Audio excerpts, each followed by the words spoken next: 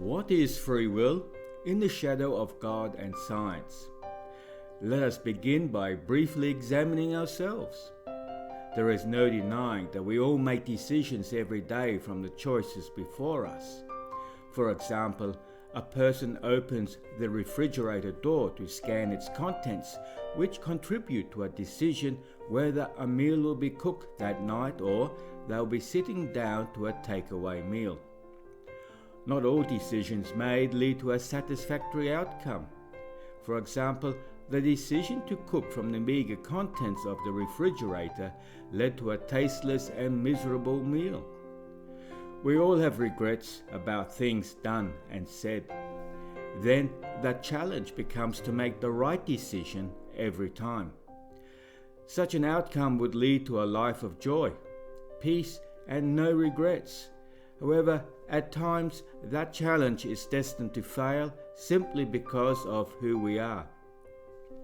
Scientists everywhere are increasingly gathering information about who we are. They have delved into our genetic material to discover that each person has a unique DNA framework.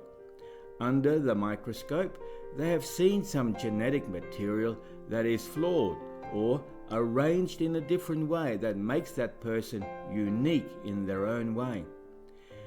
As a result of our genetic composition, each person has a different mental capability and a different physical capability. In this mix, there is no one that is perfect. Everyone is different.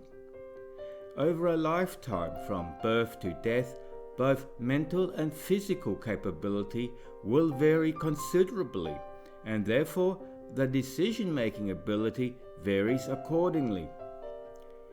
The Christian Church, in their theological language, which is different to the language of science, describes all people with a similar conclusion.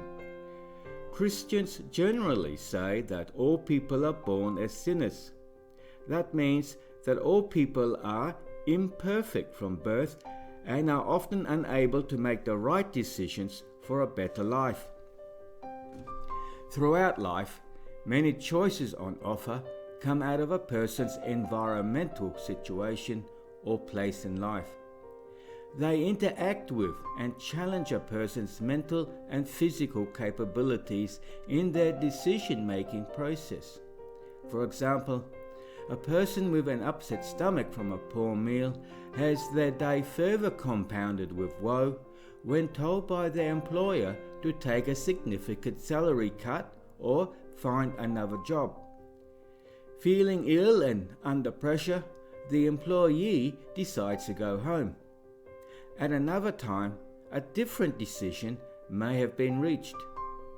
All in all, a person does not have the power to choose their own mental capabilities, nor do they have the power to choose their own physical capabilities, and nor do they have the power to choose what the day will bring.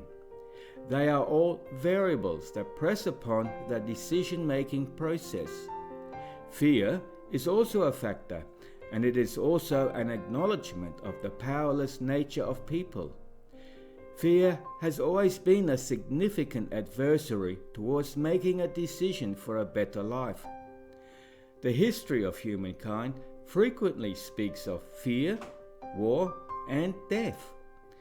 It unconsciously presents the powerless nature of humankind towards making a decision for a better life.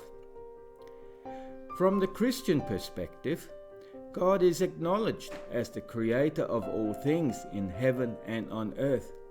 Therefore, God does have the power to bring about change according to the will of God. In fact, God is the only one who does have free will.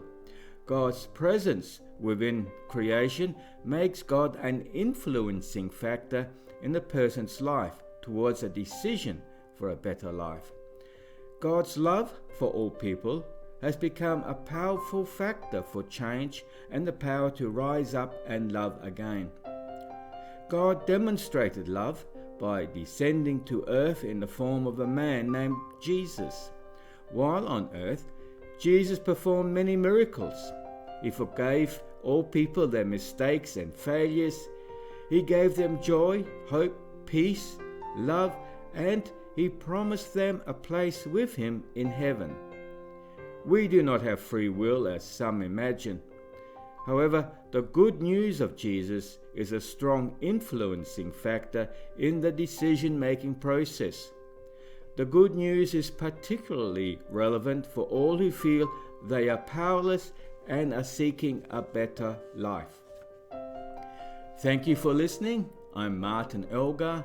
If you liked my presentation, please subscribe and leave a comment, and I will leave a prayer of blessing for you in the name of Jesus.